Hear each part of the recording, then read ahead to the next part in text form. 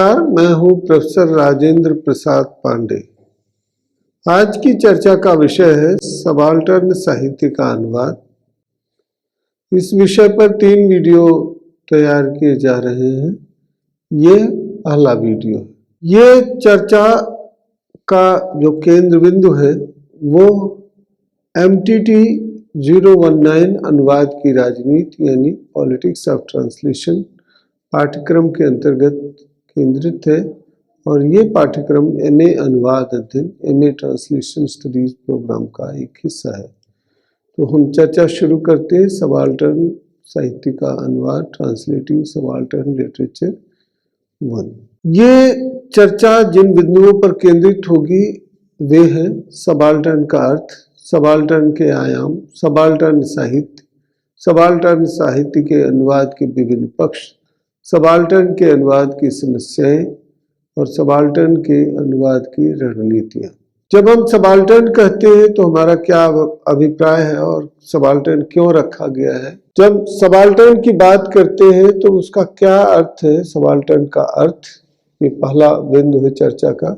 और सबाल्टर्न सामान्य अर्थ में उपासित, यानी सबाल्टर्न का पहला अर्थ होता है उपासित, किसी के अधीन, अधीनस्थ, सबऑर्डिनेशन, सेकेंडरी रेट या रूल्ड बाई, इन सभी अर्थों में होता है। किसी के मातहत, किसी के अधीन, किसी के का गुलाम, ये सब उसके आयाम है। लेकिन सामान्य अर्थ में वह किसी का जो अधिकृत व्यक्ति है, किसी के अधीन काम करने वाला भी हो सकता है, किसी के निर्देशन में काम करने वाला भी होता है। तो निर्दिष्ट, इसको कह सकते हैं डायरेक्टेड, रूल्ड, कॉलोनाइज्ड, इन सब अर्थों में इसकी व्याख्या हो सकती है। लेकिन ऐतिहासिक परिप्रेक्ष्य में हम बात करें तो 1779 में अर्नेस्टो लेस्को ने युद्ध की संभावना, पूंजीवादी प्रभाव आदि मुद्दों पर बहुत गंभीरता से विचार विमर्श किया, अध्ययन किया और उन्होंने राजनीतिक पार्टी की बहसों में भी भाग लेकर के इस बात को रेखांकित किया कि 2 वर्गों के बीच द्वंद्व पर ही वह आधारित। यानी मुख्य बात उन्होंने ये बताई कि जैसे कार्ल मार्क्स बताते थे कि 2 वर्ग होता है, एक बुर्जुआ और प्रोलेटारिएट, जिसकी चर्चा हम आगे करेंगे। और उन्होंने जैसे बताया था कि प्रोलेटारिएट कैसे प्रभावित रहा है हमेशा और वर्ग संघर्ष होता रहा है। वर्ग संघर्ष का इतिहास मनुष्य का इतिहास रहा है, मानव सभ्यता का इतिहास रहा है। तो ये युद्ध और पूंजीवाद के प्रभाव, इन सब मुद्दों पर आधारित चर्चाएं होती रही हैं। लेकिन इन्होंने post Marxist thinker Ernesto LESCO ने पहली बार ये रेखांकित किया कि ये केवल 2 वर्गों के बीच टकराव पर ही आधारित नहीं है, बल्कि अन्य तरह से भी सबाल्टर्न बनाए जाते हैं। जाहिर सी बात है कि हम ध्यान केंद्रित करें तो आगे चर्चा, एंटोनियो ग्राम्सी ने भी बताया था कि एक कल्चरल हेजेमनी होती है जिसमें इकोनॉमिक हेजेमनी की कोई बात नहीं होती। सांस्कृतिक वर्चस्व स्थापित करने की भी कोशिश होती है। तो आर्थिक और राजनीतिक प्रभुसत्ता नहीं, बल्कि एक सांस्कृतिक प्रभुसत्ता भी होती है। कभी कभी हम मानसिक रूप से लोगों को गुलाम बनाने की प्रक्रिया में कहे जाते थे। जो वंचित दलित वर्ग के लोग, वे सब सबाल्टर्न की परिभाषा में आते हैं। सबाल्टर्न पर्सपेक्टिव क्या है उसको समझने की कोशिश करनी चाहिए। Subaltern perspective stands for understanding the society through conditions of subordination of people belonging to the different caste, class, age, gender, race etcetera. तो कास्ट जो है CASTE, कास्ट इस अर्थ में महत्वपूर्ण होता है कि कास्ट जो इंडियन सोशियो सिस्टम है, इस सोशल कंपोजिशन में कास्ट की बहुत बड़ी भूमिका रही है। ऐसे एक वर्ग होता है, वर्ग किसी जाति के लोगों को भी आप सबाल्टर्न डिक्लेयर कर सकते हैं। इसी तरह से मेल फीमेल के पर्सपेक्टिव में जो स्त्रियां हैं वे भी सबऑर्डिनेट मान ली जाती है सबाल्टर्न उनको। रेसिस्ट थिंकिंग में भी नस्लवादी सोच भी बताती है, जैसे पहले ब्लैक एंड वाइट की जो परिकल्पना थी, असल में सबाल्टर्न कौन है।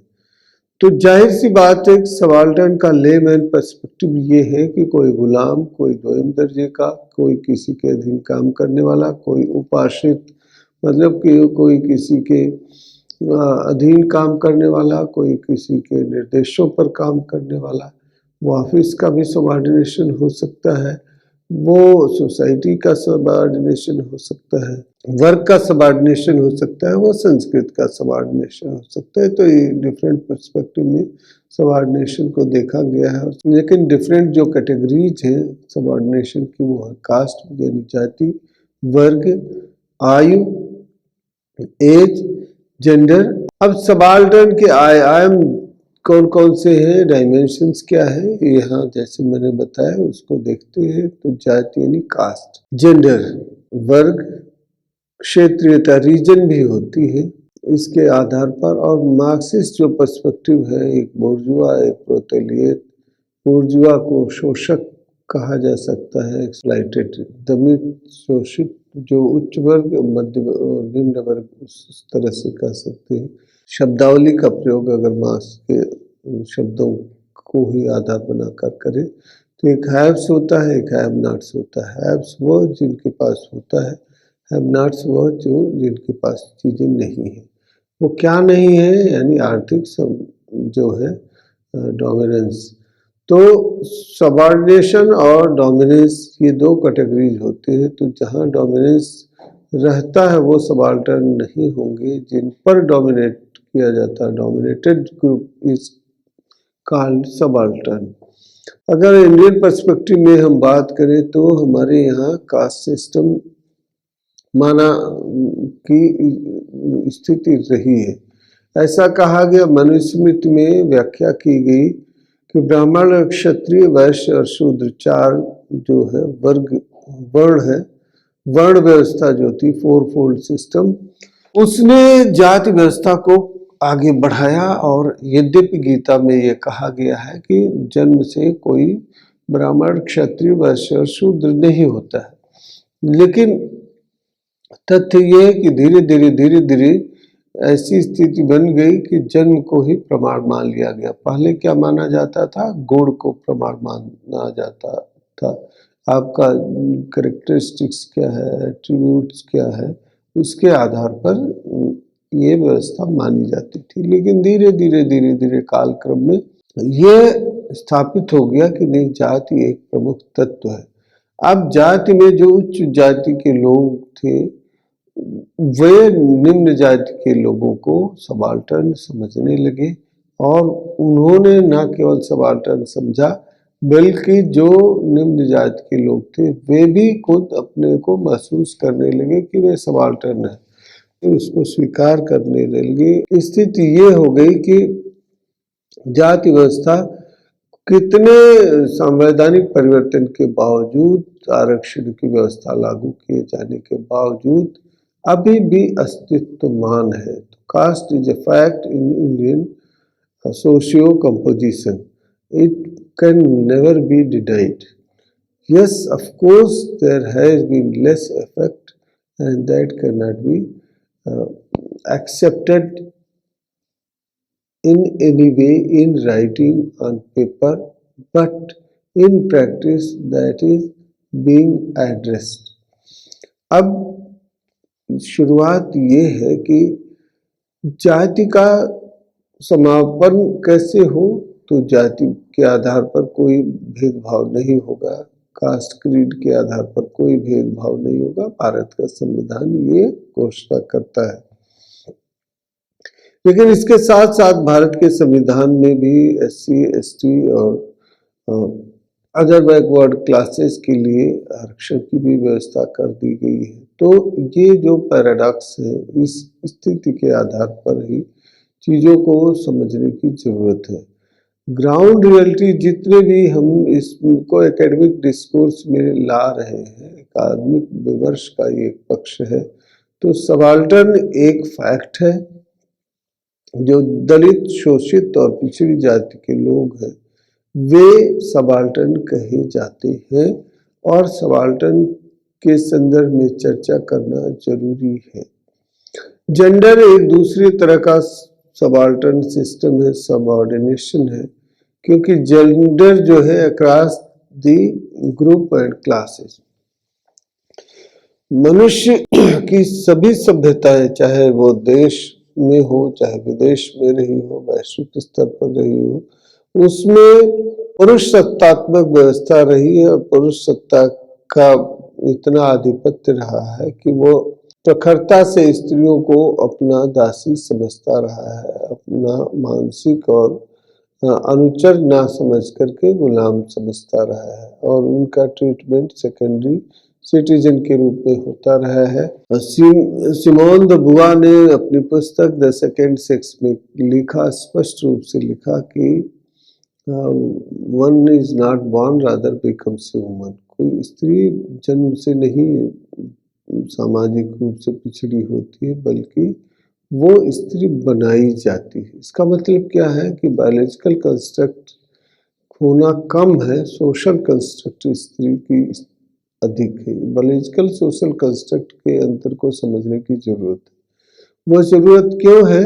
बायोलॉजिकल कंस्ट्रक्ट ये है कि मनुष्य स्त्री पुरुष दो लैंगिक परिप्रेक्ष्य में निर्मित होता है, जन्म लेता है। तो स्त्री अगर उसका बायोलॉजिकल पर्सपेक्टिव है कि वो स्त्री है, फीमेल है, ये तो कुदरत ने या जैविक रूप ने स्थिति स्पष्ट कर दी, लेकिन उसको हर मोड़ पर कैसे ताने, उलाहने, पीड़न आदि का सामना करना पड़ता है, ये उसका सोशल कंस्ट्रक्ट है, ये उसकी सामाजिक निर्मित है और इस तथ्य को ध्यान में रखने की आवश्यकता है। ये न केवल भारत के परिप्रेक्ष्य में सत्य है, अपितु वैश्विक परिप्रेक्ष्य में भी यह सही है। दुनिया के किसी कोने में अंतर डिग्री का हो सकता है, लेकिन ये मूलभूत रूप से ये कह पाना कठिन होगा, संभव नहीं है कि कहीं भेदभाव न किया जाता।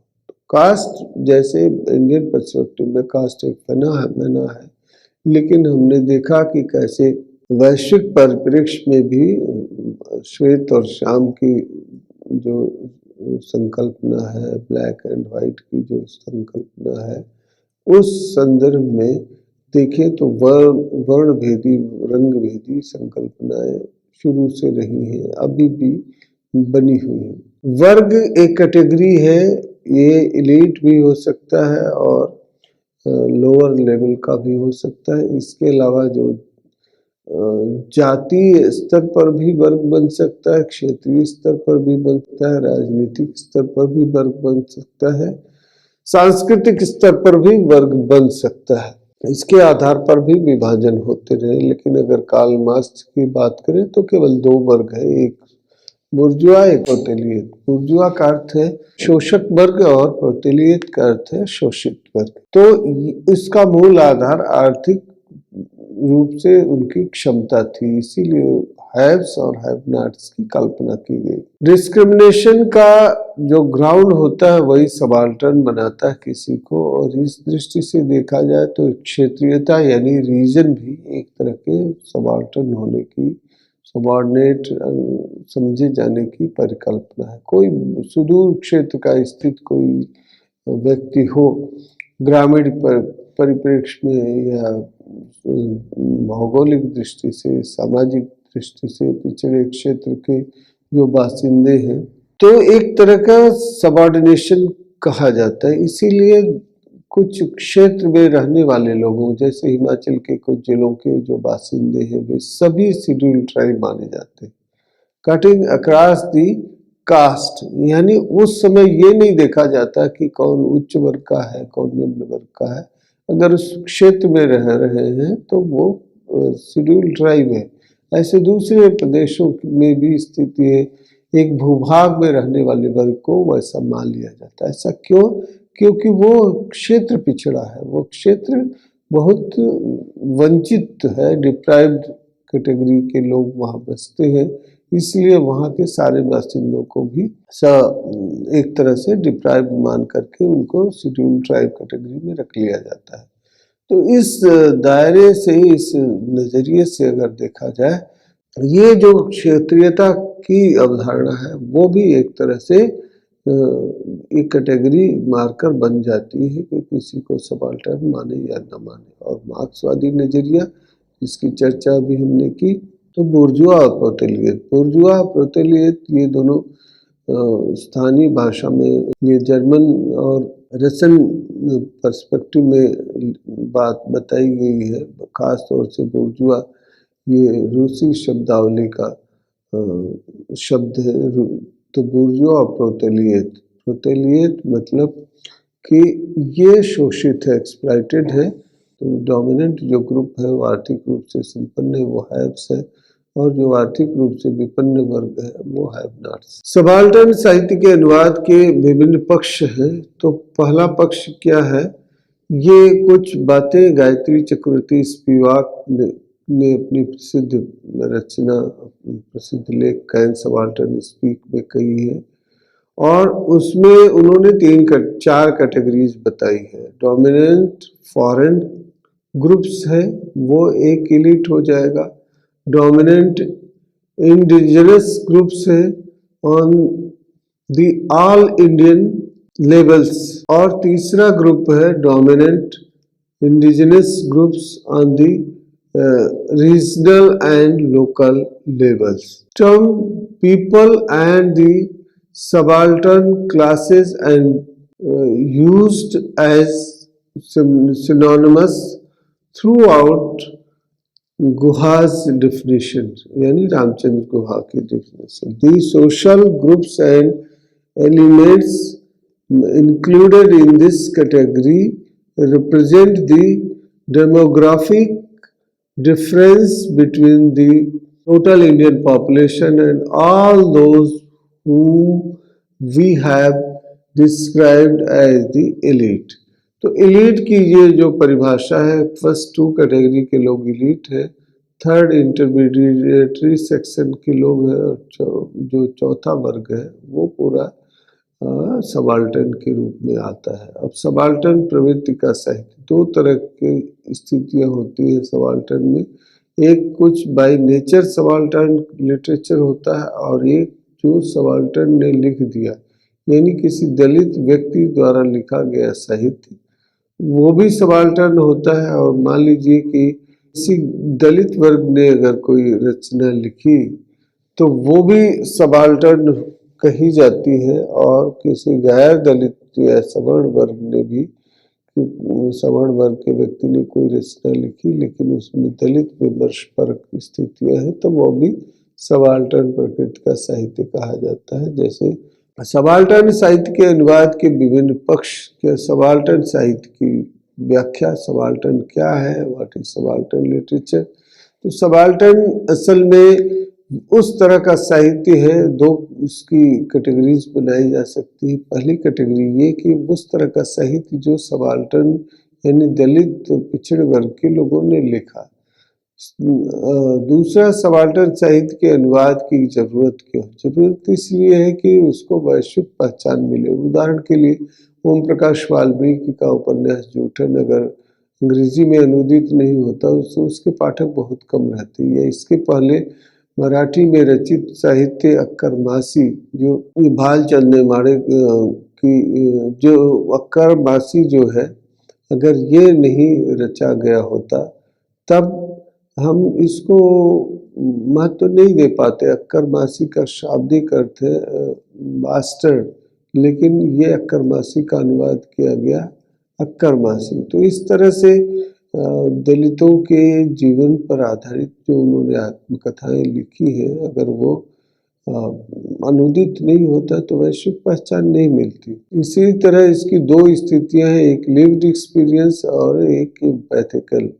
लिव्ड एक्सपीरियंस ये कि जैसे कोई दलित है, उसने स्वयं अपना अनुभव दलित के रूप में लिखा, और एम्पैथिकल मतलब उनसे सहानुभूति रखते हुए, जैसे प्रेमचंद ने लिखा है, जैसे निराला ने चतुरी चमार अगर रचना लिखी है, तो उसके भीतर तक अंतरतल तक पहुंच करके तब उन्होंने उस रचना को समझने की कोशिश की है। सबाल्टर्न साहित्य के अनुवाद की समस्याएं, तो समस्याओं में सबसे महत्वपूर्ण समस्या है कि उसकी प्रकृति को पहचानना, कौन सबाल्टर्न लिटरेचर है नहीं है, ये सही ढंग से समझने की जरूरत है। दूसरा, सबाल्टर्न साहित्य के अनुवाद का चयन, कौन से तरह तरह के सबाल्टर्न लिटरेचर रखे गए, लेकिन उसमें अभी बेहतर कौन है, इसकी जरूरत है।